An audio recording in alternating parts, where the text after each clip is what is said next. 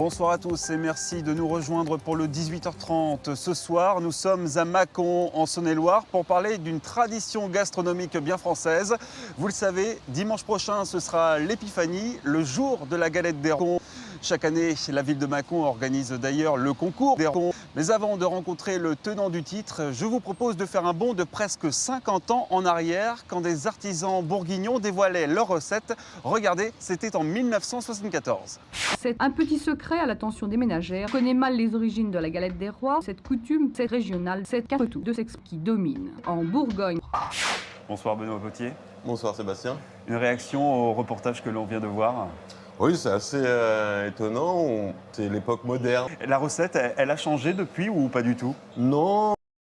Alors on peut dire que vous êtes un spécialiste, que vous avez été 2 fois médaille d'or au concours de contes. C'est quoi votre secret?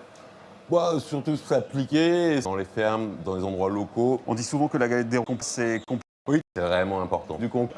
Ces derniers temps, 2 médailles d'or au concours de Mâcon. Vous remettez votre titre en jeu cette année? Oui, tout à fait. Alors on va parler maintenant de ce concours de Mâcon, un concours qui est organisé chaque année par la ville depuis 2015. J'ai réalisé une galette des rois. Vous voyez, c'est quand même une galette des rois assez artisanale. Hein. Bon, ça ressemble pas à une galette. D'accord, ça voilà. démarre mal. Mais enfin, bon... Ça, c'est une quiche à maman, si je peux me permettre l'expression. Bon, visiblement, je ne serai pas sélectionné pour le concours. D'accord.